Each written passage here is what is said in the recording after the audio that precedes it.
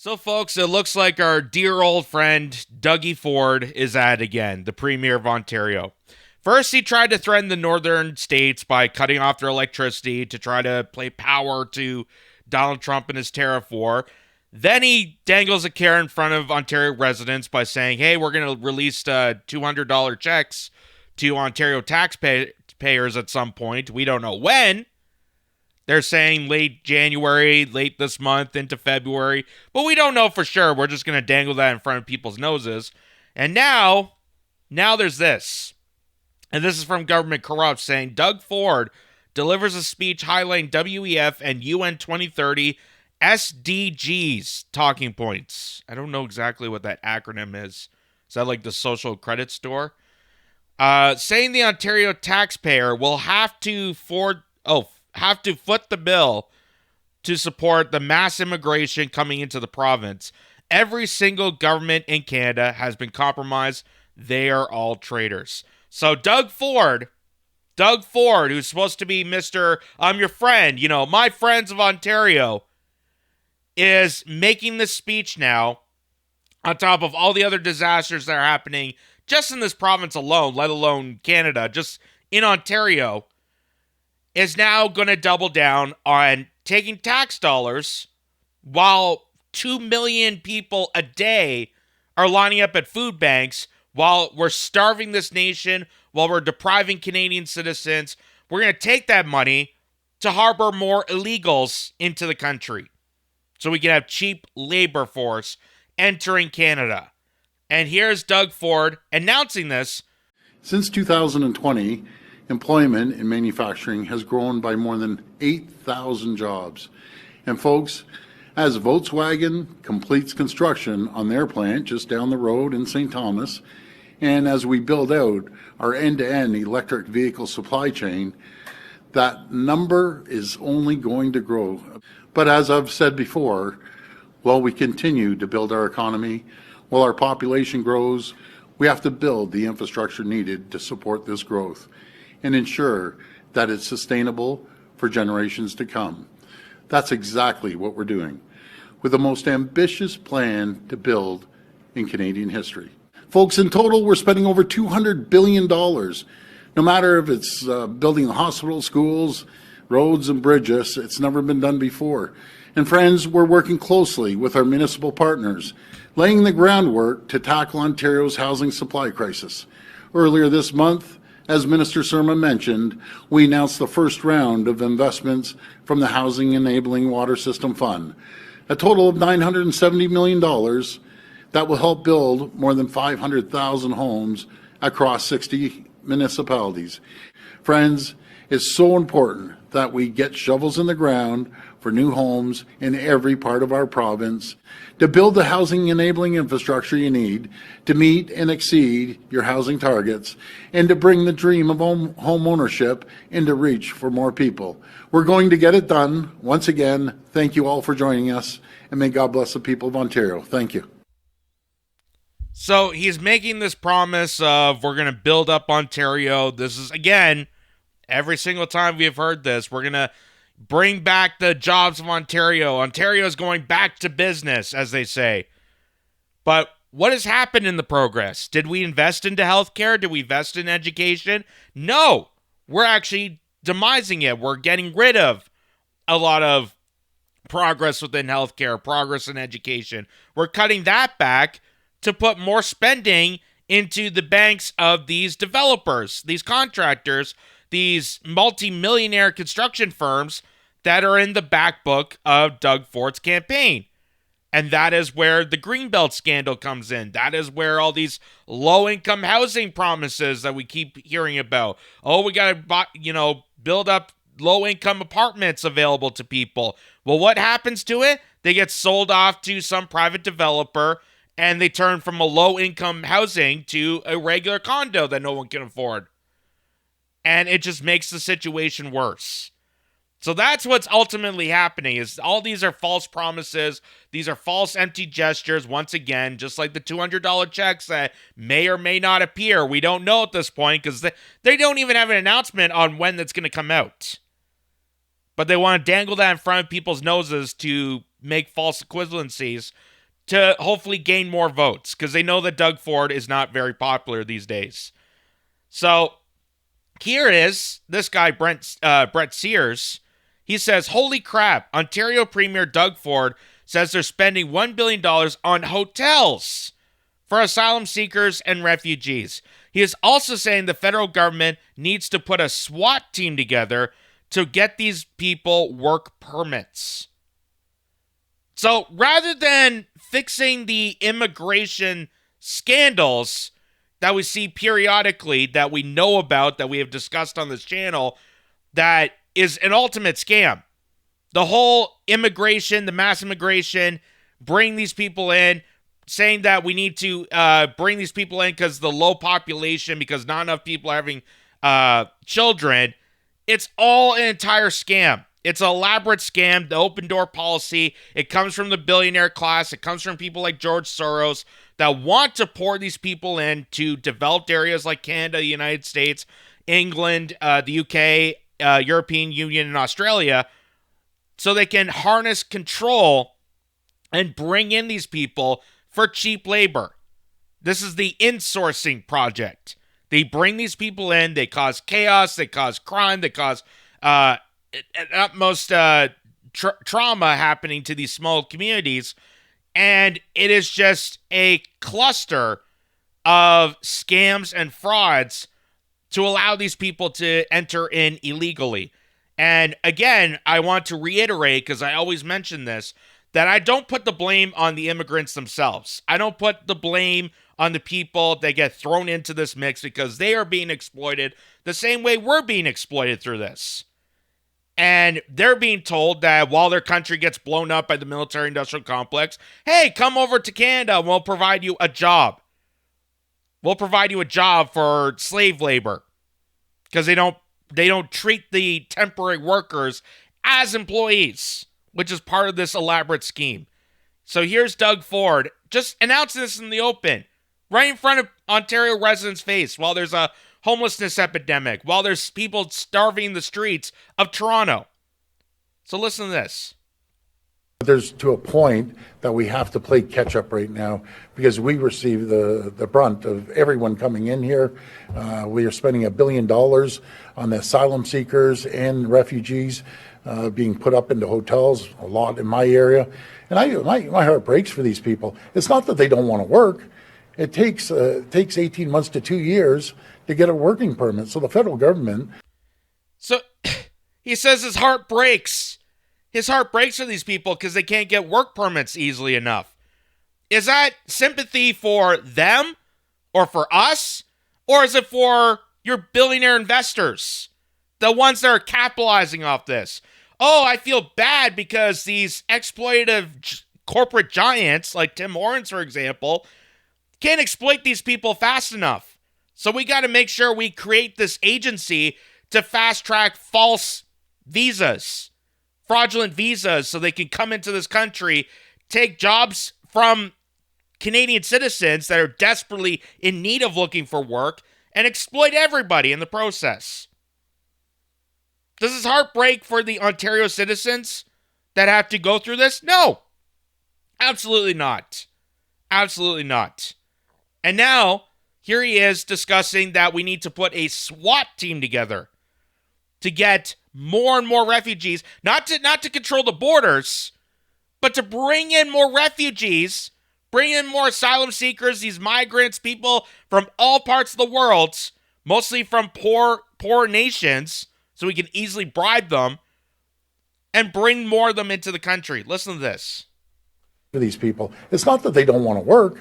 It takes 18 months to 2 years to get a working permit. So the federal government needs to put a SWAT team together, give these folks that want to work a visa to go out there, working permit, I should say, to go out there and find a job and contribute to society. Right in front of people's faces.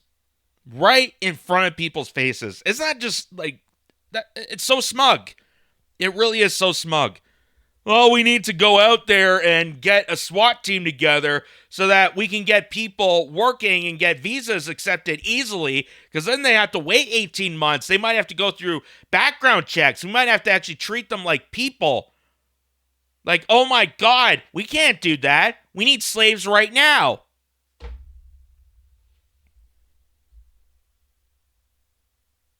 This is just another piece of the entire scam that is this immigration influx that we have seen just in the past few years. And like I stated before, if you look at statistics, there was a high elevation of people coming into the country illegally in 2021. Well, what was significant about that year? That was the year that the government told all businesses of Canada, particularly small businesses, to close your doors. Shut down. There's a pandemic on foot. We need to get through this. We need to ride this out. We can't have all these businesses operating.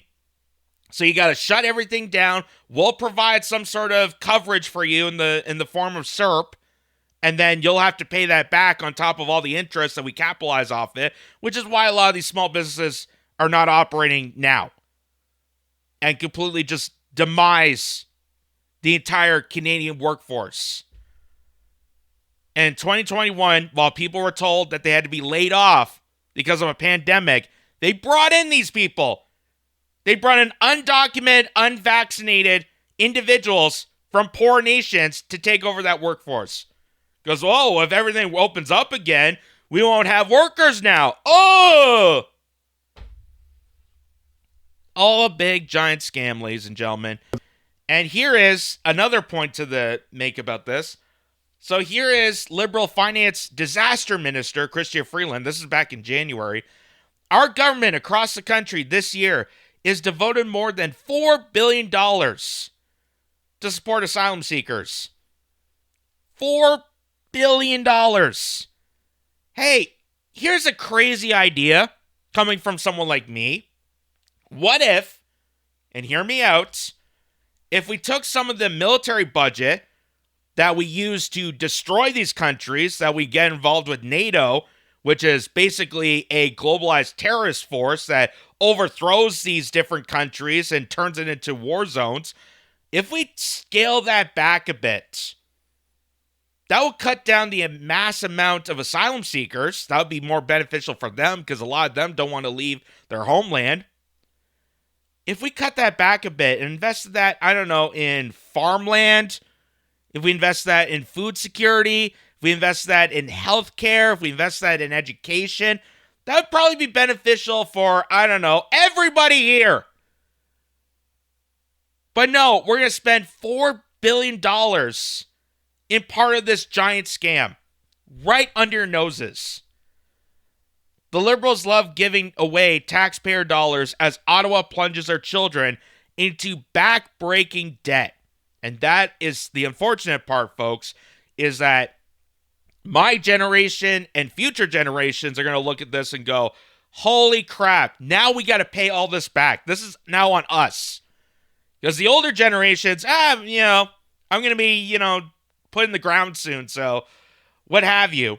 But for someone like me, for my children, for the next generation that want to prosper in this country, it's devastating. It's absolutely devastating. And it's devastating right now in 2025. So here's Chris Barber. He's the co-contributor of the Freedom Convoy, many people remember. He says the Canadian government froze innocent bank accounts of Canadians because people supported a peaceful protest. My bank account was frozen for 3.5 months. That's stuff you see in regime-based countries. So does Doug Ford, when he has that sympathetic woe, does he feel bad for this? Does he feel bad that people had their bank accounts frozen because they weren't complying with government authoritarianism? Does he feel bad for that? Does he feel bad for the ordinary Canadians that are working endlessly to support themselves, to support their family, to put a roof over their heads, and they can barely manage to do that? Does he feel bad for that? Does he feel bad for future generations that want to prosper in Canada and they can't because of this enormous debt that keeps crumbling? Does he feel any sympathy for that? Does he feel any sympathy for that? Where's the statement where he goes, my friends, I feel so bad. Hey, maybe I should cut back my spending like my brother told in a video. My crack-smoking late brother was actually more of a champion for government efficiency than I ever was, sadly. So does he have sympathy for those people? Does he have sympathy for him? Does he have sympathy for Tamara Leach? No, absolutely not, because he was part of that mayhem. He was part of it. He was advancing. He told policings all across Ontario, all the different counties, all the different cities, all the different towns and cities in Ontario, their police force, hey, you got to go and crack people's heads that are not complying with the lockdowns. Anyone that steps outside and gets fresh air, for God's sakes, we got to get police team over there to harass them. And what did all the policing say? No, we're not going to do it. And that's from Thunder Bay all the way down to Oshawa. From Ottawa down to Niagara Falls. All the policings across the province said no. Even the OPP said no. That was ridiculous. We're going to harass citizens because they're going outside to get fresh air. How stupid that is. We don't have resources for that. That's just insane. It's insane. So here is now Doug Ford, because of his disastrous plans, because of his low popularity in this province now, here's now him trying to buy his support, buy his likability again. Because True North points out, Ontario Premier Doug Ford is asked why the $200 he plans to send each Ontario taxpayer isn't being used to reduce the province's $373.4 billion debt. And that was something that was pointed out with the previous administration, Kathleen Wynne, which everyone thought that was a failure administration because of the enormous amount of debt that was created through that. And that's why so many people put their pledge for Doug Ford, because Doug Ford was relentlessly against Kathleen Wynne on this. But now look at him. Now he's the debt commander-in-chief. And here's what that reporter had to say when asked about it. You've often said that you took over a province that was bankrupt. So wouldn't it be better for you to pay off hundreds of billions in debt as opposed to giving out money? Well, you know something, we've shown when you lower taxes, you attract companies to a tune of about $60 billion of investment, $45 billion from the EV, another $5 billion from the life sciences, tens of billions of dollars in the tech sector. And yeah, it also makes it easier when you go and attack and demonize the Canadian workforce, lay all those people off because you don't want to actually hire actual competent workers here in this country, and insource cheap labor. That's what's happening right now. It used to be companies went overseas. They went to those territories and messed around with those people and messed around with people so they can get cheap labor. It used to be that case. But now they found it easier that, hey, they could stay in the country. We just got to open the floodgates to the borders, flood these people in, take over these positions, and then we'll put the blame on each other rather than the corporations that are purposely doing this.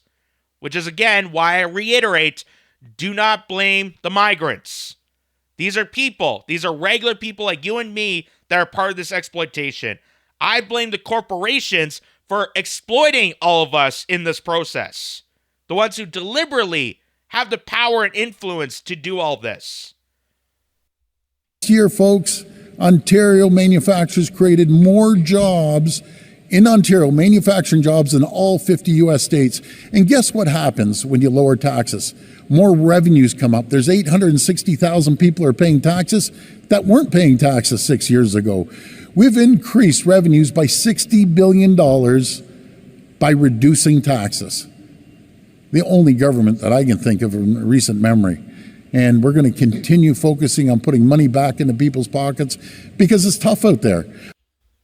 And by the regards of that, does that mean he's actually going to be a fighter for the carbon tax fighter against it, axing the tax, because we had those false promises before, Mr. Ford. Mr. Dunce Ford, as I like to call him. He pretends to be against all this, but then in the end, he caves right to it. Oh, well, if we get rid of that, then, I might have to reduce my family vacation to staying in this province. Oh, like surround myself with the poor people. Ugh. Again, you're talking to some, business jackass from Etobicoke, which is one of the kind of luxury boroughs in Toronto. Like it's kind of like the Manhattan of the Toronto area. So I don't expect any of this flourishment from my friend Doug Ford. I love how he always says that. My friends, you're not my friend. You couldn't care less. I literally just got a message from a gentleman in Brampton saying, I'm struggling. I need help with my truck driving license. Well, there you go, my friend. You can put that $200 towards that truck driving license. And if you have kids, they're all getting $200 too. And your spouse will get $200. So that will help someone get a license and start their own driving business. Until that company or that corporation that is running the show will decide, hey, there's not enough good, competent Canadian drivers, so we're just going to hire a bunch of foreigners. Which is what's happening in the United States, which is happening all over the world right now. That there's not enough drivers, that there's not enough IT people. You had Vivek Ramaswamy saying that the American culture is so toxic, it's so bad right now. You guys are so dumb right now, that's why we got to insource these people. Just like how I made that joke, why Tim Hortons, they think that Canadians are so dumb they can't make coffee? They can't make a double-double, so they have to insource a bunch of foreign people to take over those positions to work for cheap labor? Again, don't believe anything that these people say. Don't believe for a second that they give a damn about the population or the birth rate. None of that matters. All it is a globalized scam to insource as many temporary foreign workers to demise the working class values of this country, much like all the other countries that are involved in this. Take away those jobs from those people, insource these people for cheap slave labor. And I'm not using that, just for myself. That's actually quoted from UN reports.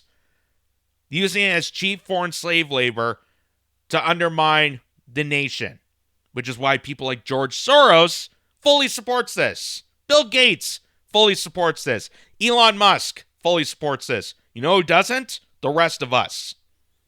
The rest of us who are trying to survive.